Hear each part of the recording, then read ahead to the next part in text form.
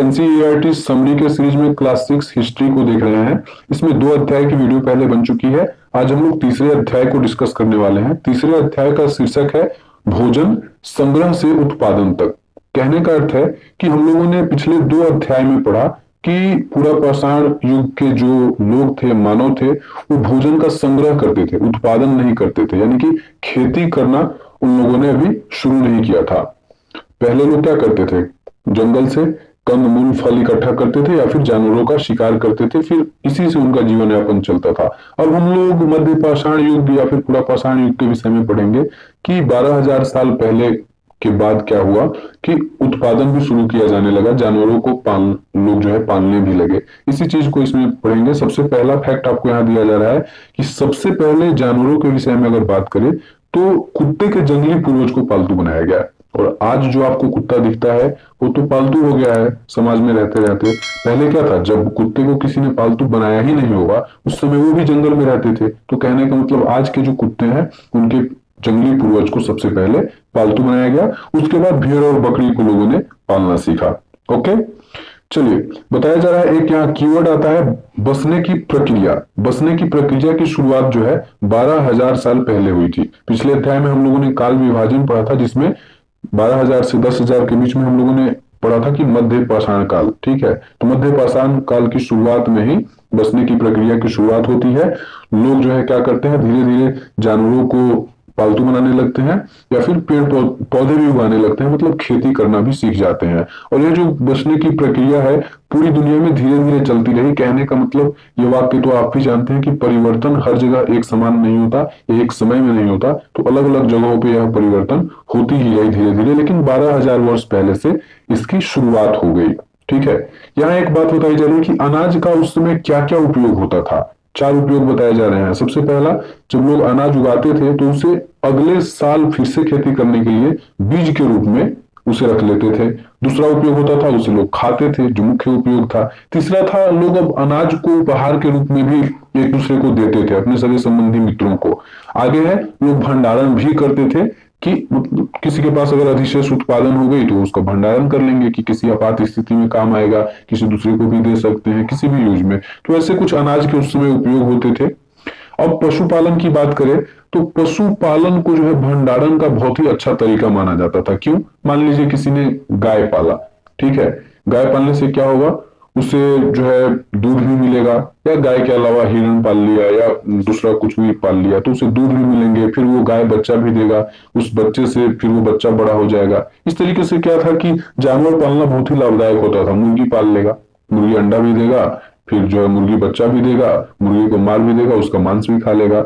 तो पशुपालन को बहुत ही अच्छा भंडारण का एक तरीका माना जाता था और ये अभी भी है।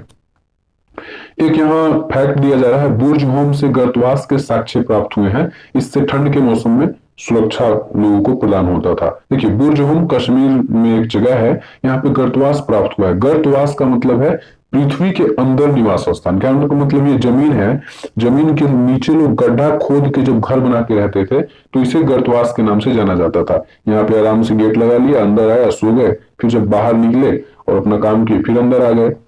ये कैसे पता चला है? तो ऐसे गड्ढा था, यहाँ पे कुछ लोगों का सामान मिल गया, बाहर यहाँ पे आग का जो है साक्ष्य मिला है। इससे पता चलता है कि लोग गर्तवास में रहते थे, ठंडी के दिनों में बाहर निकलते थे, आग जलाते थे, आग से ठंडी खत्म करते थे, फिर अंदर जाके सोते थे। तो याद रखिएगा, गर्तवास का साक्ष्य कहाँ मिला है? बुर्ज होम। बुर्ज होम कहाँ है? कश्मीर में। ये थोड़ा सा याद रखने की चीज है। चलिए, अब यहाँ कुछ लिस्ट दिया जा रहा है कि कुछ पुरा स्थल के नाम दिए जा रहे हैं, फिर बताया जा रहा है वहां कौन कौन सी चीजें मिली हैं, किस किस चीजों के साक्ष्य मिले हैं। ठीक है, इतने ही मतलब पुरा स्थल नहीं है, पुरा स्थलों की संख्या काफी है, लेकिन कुछ महत्वपूर्ण दिए जा रहे हैं जिसे एक दो बार देख लीजिएगा। अगर मेहरगढ़ की बात करें जो आज के आधुनिक पाकिस्तान में है, तो यहाँ गेहूं, जौ, भेड़, बकरी, मवेशी, इन सब चीजों का साक्ष्य मिला है। कोल्डिहवा की बात करें जो कि आधुनिक उत्तर प्रदेश में है, यहाँ चावल और फिर जानवरों की हड्डियों के टुकड़े मिले हैं। महागढ़ा जो आधुनिक उत्तर प्रदेश में है, यहाँ चावल और फिर मवेशी के साक्ष्य मिले हैं। मवेशी के साक्ष्य किस प्रकार से? यहाँ मिट्टी पर खूर के निशान मिले हैं। खूर मतलब पैर से जब चलते हैं जो निशान बनता है वो, तो इससे पता लगा है कि वहां मवेशी भी पाले जाते थे। अगला है गुफक्राल जो आज के आधुनिक कश्मीर में है, यहाँ गेहूं और दलहन का साक्ष्य मिला है। बुर्जहोम जो आधुनिक कश्मीर में है, यहाँ गेहूं और दलहन, कुत्ते, मवेशी, भेड़, बकरी, ये सब, भैंस, इन सब का जो है साक्ष्य मिला है। चिरांद जो आधुनिक बिहार में है, यहाँ पे गेहूं, हरे चने, जौ, भैंस, बैल, इन सब का साक्ष्य मिला है।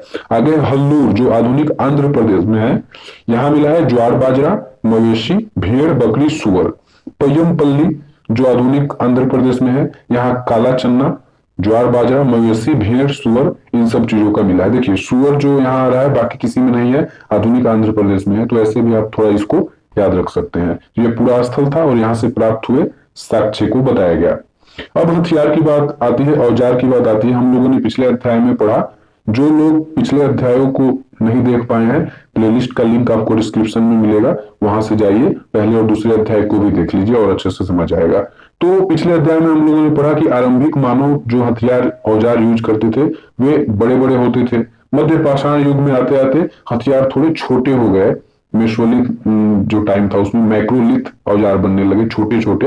अब नव पाषाण युग में थोड़ा सा और परिवर्तन हुआ, इसके मतलब धार को तेज करने के लिए अब इस पर पॉलिश चढ़ाई जाने लगी। ठीक है, ये एक नया जो है नव पाषाण युग में आप समझ सकते हैं औजार में एक्सपेरिमेंट हुआ। फिर बताया जा रहा है ओखली और मूसल का प्रयोग उस समय अनाज और वनस्पति को पीसने के लिए किया जाने लगा। चूंकि नव पाषाण युग में क्या हुआ, लोग कृषि करना सीख गए, अनाज होने लगे, अनाज को कूटने पीसने की जरूरत थी, तो ओखली और मूसल का प्रयोग होता था। ठीक है, आज के समय में भी गांव में जाएंगे तो ओखली वगैरह का यूज होता है।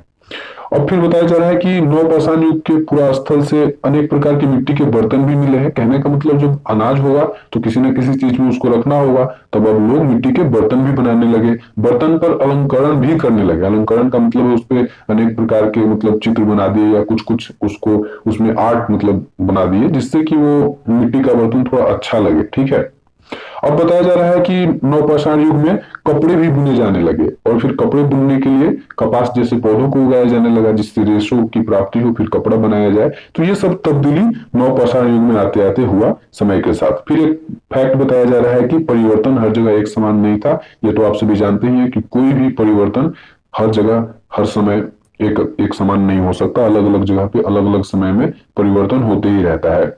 फिर गांव की बात की जा रही है कि उस समय लोग अब गांव में बस्तियों में रहने लगे, और इन गांव जैसी बस्तियों में जो लोग रहते थे उनका मुख्य काम होता था भोजन उत्पादन करना, खेती करना। ठीक है, चलिए अब हम लोग कुछ दो जगह के विषय में पढ़ने वाले हैं, सूक्ष्म निरीक्षण करने वाले हैं। पहला है मेहरगढ़। मेहरगढ़ जो है आधुनिक पाकिस्तान में जो बलूचिस्तान है वहां पे पूरा स्थल है, इसके विषय में पढ़ते हैं। बताया जा रहा है यह बुलंद दर्रे के पास समतल हरा भरा स्थान है। मतलब बुलंद दर्रा जो है वहां का जो समतल हरा भरा स्थान है वहीं पे मेहरगढ़ स्थित है।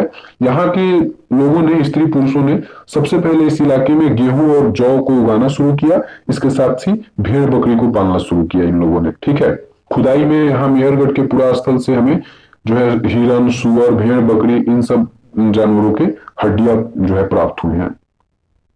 यहाँ मेहरगढ़ में बताया जाता है कि बस्ती की आरंभ लगभग 8000 साल पहले हुई। ओके, फिर यहाँ पे बस्तियों के विषय में बताया जा रहा है कि लोग कैसे रहते थे, कैसे घर होते थे। तो यहाँ चौकोर या आयताकार घर होते थे। कहने का मतलब ऐसा घर होता था, और नॉर्मली देखा गया कि प्रत्येक घर में 4 कमरे होते थे। कैसे 4 कमरे होंगे, ऐसे ही घर वहां पे देखने को मिले हैं। अत्यधिक घर ऐसे ही होते थे। फिर थोड़ा सा सोशल साइकोलॉजी बताया जा रहा है कि उस समय के जो लोग होते थे उनका ये मानना था कि मृत्यु के बाद भी जीवन होता है। आप अभी भी समाज में देखते होंगे, अभी भी यही मानना है, और उस समय भी यही मानना था। ये कैसे पता चला है, तो कब्र मिला है, खुदाई में जब कब्र मिला तो देखा गया कि लोगों के साथ किसी किसी चीज को दफनाया गया है। जैसे एक जो है कब्र मिला है यहाँ पे जिसमें एक मृतक के साथ बकरी को दफनाया गया है। इससे सिंपल सेंस निकलता है, बकरी को मारकर पहले खाते होंगे, जब जीवित होंगे तो बहुत प्रिय होगा उनको ये मांस खाना। मर जाने के बाद लोगों ने, उनके परिजन ने, परिवार वालों ने रख दिया होगा कि जो दादाजी मरे हैं तो मरने के बाद बकरी को भी साथ में वहां ले जाकर मार के खाएंगे, मांस बहुत प्रिय थे इनको।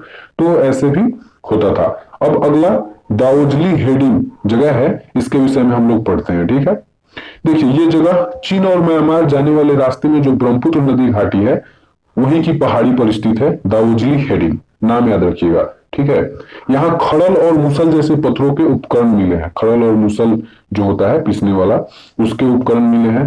यहाँ पे अनाज भी उगाए जाते थे। कहने का मतलब ऐसा साक्ष्य प्राप्त हुआ होगा जिससे पता चलता है अनाज वहां उगाया जाता था, खेती वहां की जाती थी दाऊजली हेडिंग में। यहाँ की विशेषता ये है कि यहाँ दो कीवर्ड दिया हुआ है, याद रखिएगा, दाऊजली हेडिंग से संबंधित। जेडाइट पत्थर और काष्ठास्म। जेडाइट पत्थर ऐसा माना जाता है कि चीन से वहां आया होगा, ठीक है, ये क्योंकि चीन में ही ऐसे पत्थर पाए जाते थे। और काष्ठास्म का मतलब है एक ऐसा प्राचीन लकड़ी जो मतलब खूब समय बीतने के बाद, अधिक समय बीतने के बाद बिल्कुल सख्त होकर पत्थर बन गया है। तो ये दो चीज दाऊजली हेडिंग से संबंधित है, इसे ध्यान रखिएगा। दाऊजली हेडिंग पूरा स्थल है जहां पे जेडाइट पत्थर और काष्ठास्म प्राप्त हुए हैं। ओके, चलिए आगे। ये थोड़ा सा मतलब अलग दूसरे देश की बात की गई है, लेकिन महत्वपूर्ण है, इसलिए हम लोग इसे देख रहे हैं। नवपाषाण युग के सबसे प्रसिद्ध पुरास्थलों में एक जगह का नाम आता है चताल युग। यह जगह भारत में नहीं है, तुर्की में है, ठीक है। ये प्रसिद्ध इसलिए है क्योंकि यहाँ पे बहुत ही मतलब प्राचीन समय में कह सकते हैं महत्वपूर्ण बहुत ही कीमती चीज प्राप्त हुआ है। यहाँ पे क्या होता था, दूर दराज से कीमती चीजों को, महत्वपूर्ण चीजों को लाया जाता था। एग्जाम्पल के रूप में बताया जा रहा है कि सीरिया से चकमक पत्थर लाया जाता था। इससे आप अनुमान लगा सकते हैं कि सीरिया में क्या था उस समय, नवपाषाण युग में चकमक पत्थर बहुत अधिक पाए जाते थे, ठीक है। फिर लाल सागर की कौड़ियां उस समय प्रसिद्ध थी, तो इन चीजों को भी वहां लाया जाता था। भूमध्य सागर की सीपियां प्रसिद्ध थी, तो ये भी जो है चताल युग में लाया जाता था। तो ये था अपना तीसरा अध्याय। अगले वीडियो में हम लोग चौथे अध्याय को डिस्कस करेंगे। तो तब तक के लिए धन्यवाद। वीडियो को लाइक कर दीजिए, शेयर भी कर दीजिएगा कहीं ना कहीं, और अगर नए हैं तो चैनल को सब्सक्राइब कर लीजिए।